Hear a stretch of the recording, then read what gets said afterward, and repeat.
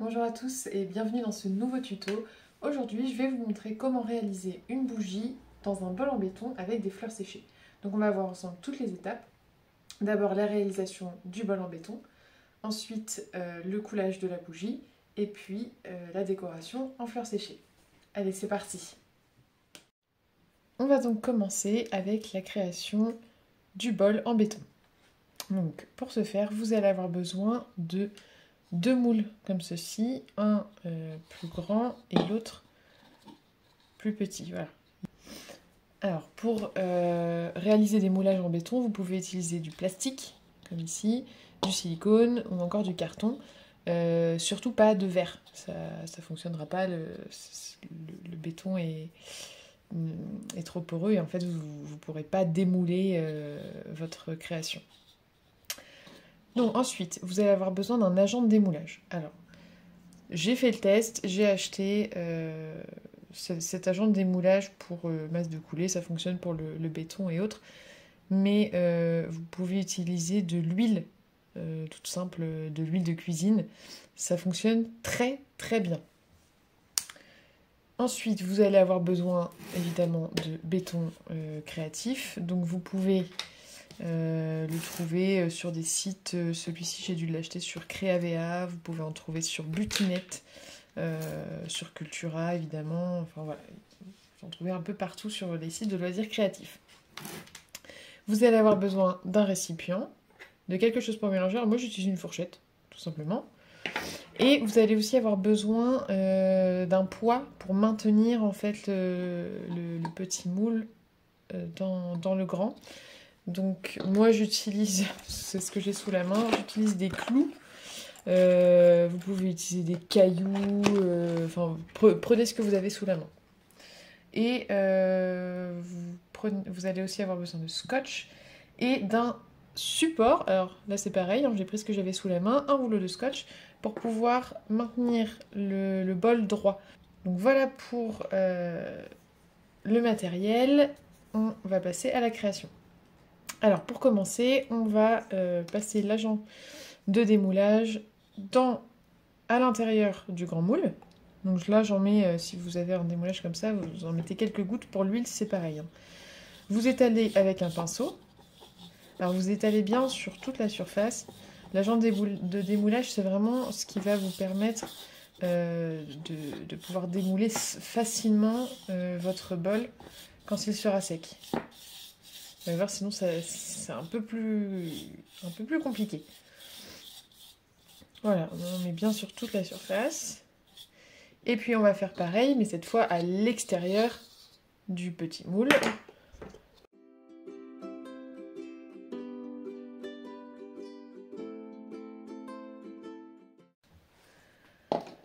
On va mettre nos moules de côté et on va passer au béton.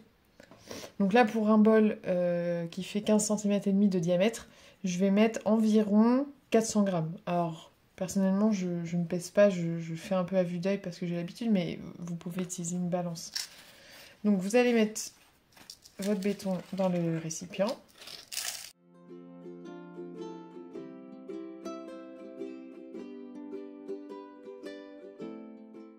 Et ensuite, on va mettre de l'eau. Alors l'eau, c'est pareil, je fais vraiment la texture. Vous en mettez vraiment un tout petit peu et vous mélangez au fur et à mesure et vous rajoutez pour avoir une belle consistance.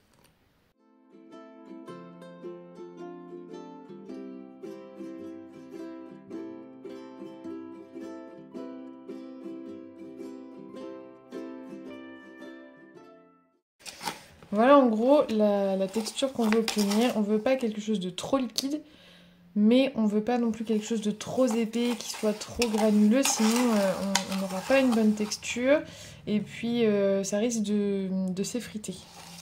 Voilà, une texture comme ça, même un petit peu plus liquide, moi je vais rajouter un petit peu d'eau. Voilà.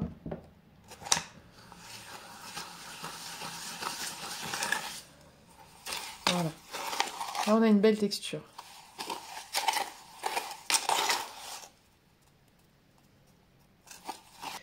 Alors maintenant, on va récupérer notre moule. On le met bien d'aplomb sur notre socle, bien droit. Voilà. Et on va verser le béton à l'intérieur.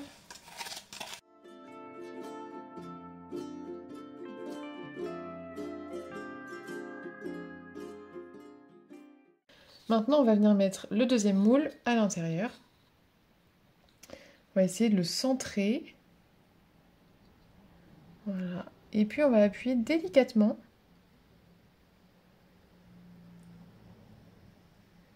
Et donc, le béton va remonter sur les côtés. Voilà. Vous pouvez appuyer plus ou moins selon la hauteur du bol que vous voulez. Là, moi, je vais bien appuyer. On maintient avec les mains. Vous allez voir que si vous enlevez votre main, le moule remonte. Hein. Donc, on maintient bien. Voilà. J'ai quelque chose qui me plaît assez. À ce moment-là, vous pouvez ajuster votre bol. Si par exemple, vous voyez qu'ici, vous avez laissé un trop gros écart par rapport à ici, il ne faudrait pas qu'on ait ici une paroi qui fasse 2 cm et puis ici 2 mm. Donc, vous essayez de l'ajuster bien au centre. Et ensuite, vous allez mettre le poids à l'intérieur. Donc, moi, je vais mettre mes petits clous.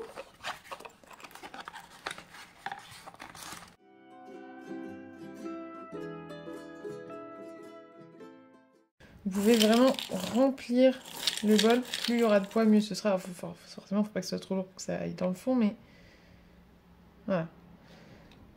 Là, on est au bon niveau.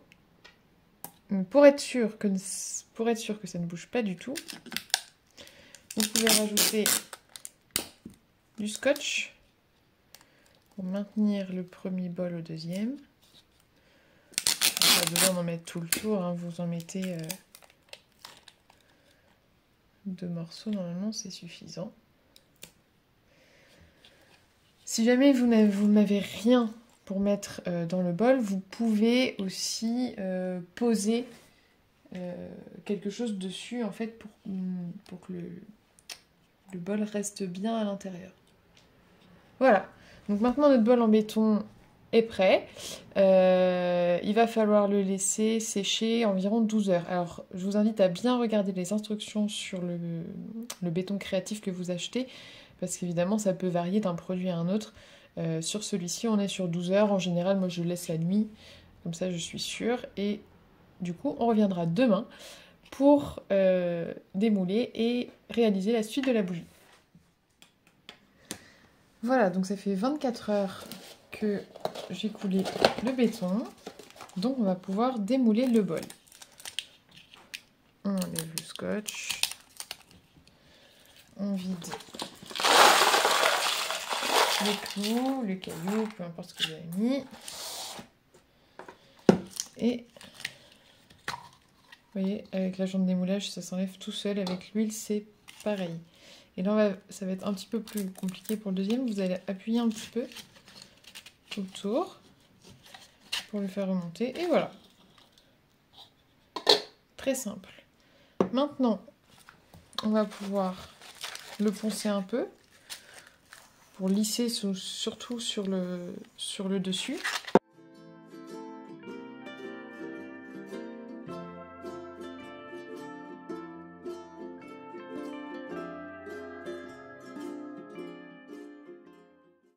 On essuie de manière à ce que le support soit propre pour la peinture. Et donc pour la peinture, on va faire, moi je vais faire 2 couches pour que ce soit plus joli.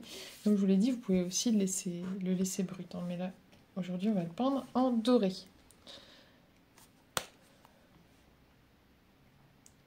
Alors pour que ce soit plus joli, pour avoir un effet un peu texturé, j'utilise une éponge pour le peindre plutôt qu'un pinceau. Et on tapote. Comme ça, vous voyez, ça fait un effet un peu texturé.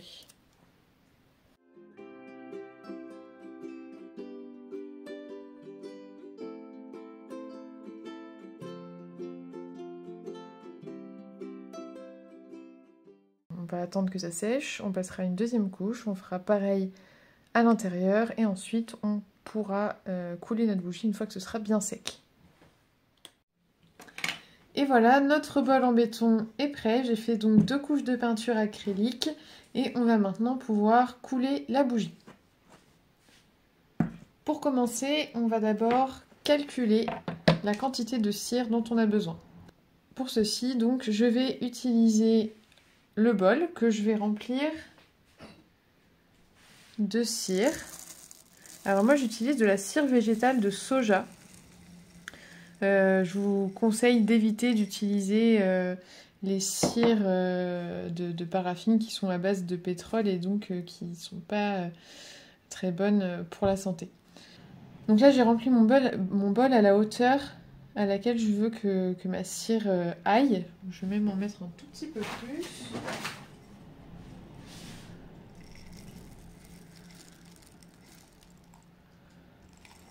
Voilà. Donc là, j'obtiens un poids de 167 grammes. Donc pour 167 grammes de cire pesée, je vais multiplier par 1,6. Ça nous donne 267,2 grammes. Et donc ce poids total, on va le répartir entre la cire et le parfum.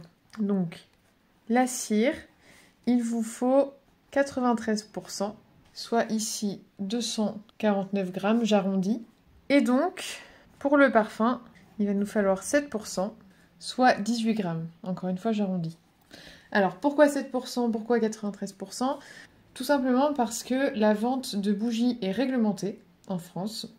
Et on doit respecter donc certains dosages de parfum.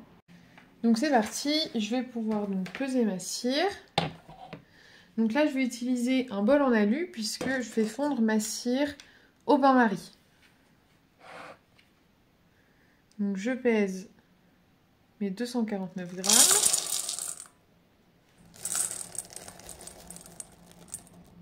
Et je vais donc aller faire fondre ça au bain-marie. C'est parti. Pendant ce temps-là, je vais peser mon parfum. Donc ici, 18 grammes.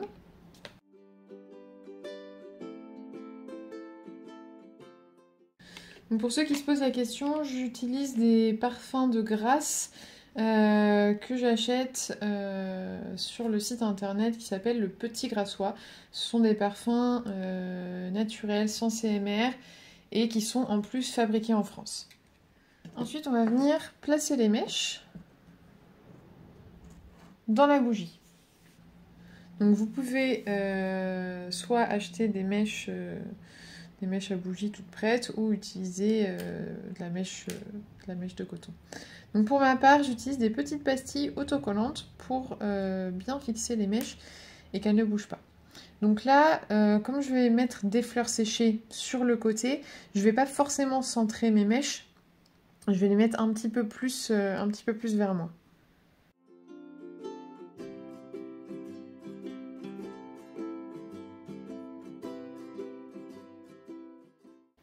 Et ensuite, pour maintenir les mèches en place, j'ai pris 2 pics en bois, 2 pics à brochette. J'ai mis du scotch aux extrémités. Et comme ça, je vais glisser mes 2 mèches de manière à ce qu'elles ne bougent pas quand je coule la cire. Donc ma cire a fondu. Ne versez pas le parfum tout de suite, il faut attendre que la cire refroidisse un peu. Dans l'idéal, si vous avez un thermomètre, c'est de mettre le parfum quand la cire est entre 55 et 65 degrés. Donc là, je vais verser mon parfum. On verse délicatement un léger filet et on remue.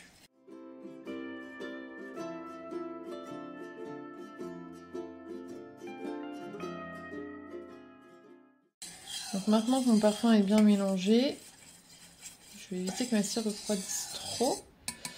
Et on va la verser dans le bol. Alors vous pouvez utiliser un pichet si vous n'avez pas de matériel de bougie. Moi j'utilise un entonnoir. Et je vais verser délicatement. On verse pas trop vite, sinon ça va créer des bulles d'air. Donc pareil, ça va faire des défauts dans votre bougie.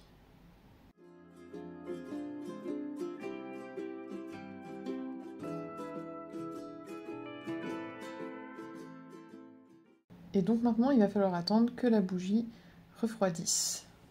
Alors en attendant, on peut faire notre sélection de fleurs séchées. Voilà, donc comme vous le voyez, j'ai coupé mes tiges, j'ai laissé un tout petit morceau pour pouvoir le planter dans la cire plus facilement, pour que ça tienne mieux. Mais il faut pas laisser ça sert à rien de laisser une trop grande de tige, mais éviter de couper trop à ras. Alors, en ce qui concerne les fleurs séchées, pour éviter qu'elles ne prennent feu dans vos bougies, il va falloir les ignifuger. Donc pour ça, je vous conseille d'aller voir ma vidéo comment ignifuger des fleurs séchées pour créer des bougies. Je vous explique tout, vous allez voir, c'est vraiment très simple. Alors par contre, attention, cette étape nécessite un temps de séchage assez long. Pour ma part, je laisse sécher 72 heures après avoir appliqué le produit Ignifuge. Donc si vous voulez faire une bougie comme celle-ci, pensez à vous y prendre à l'avance. Voilà, donc maintenant il va falloir attendre que la cire refroidisse avant de passer à la suite.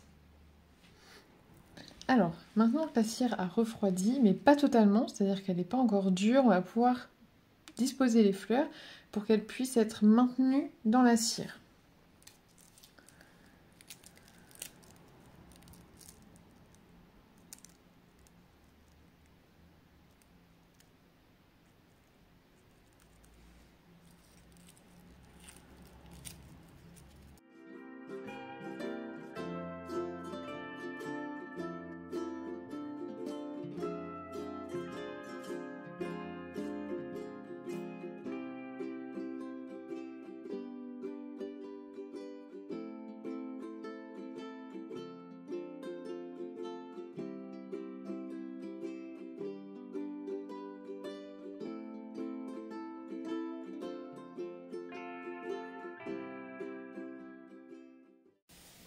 Et voilà, je suis plutôt satisfaite.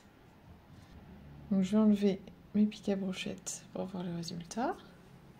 Voilà, donc là il va falloir attendre que la bougie sèche encore un peu. Vous voyez, elle est encore un peu brillante. Alors ensuite, pour corriger les petites imperfections, on va pouvoir réchauffer un peu la surface de la bougie. Alors moi j'utilise cet appareil qui a un petit décapeur thermique.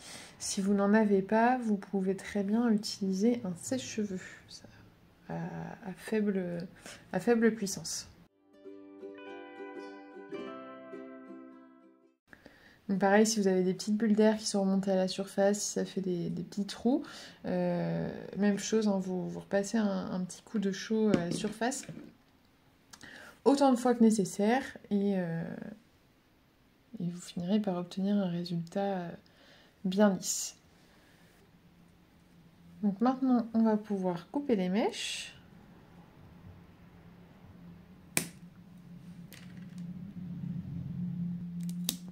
Donc là, j'ai repassé un petit coup de chaud à la surface. Je vais attendre un petit peu parce que la cliente voudrait des paillettes. Donc pareil, pour ajouter les paillettes, pour qu'elles restent bien incrustées dans la cire et qu'elles ne tombent pas, il faut que la surface soit encore un petit peu chaude.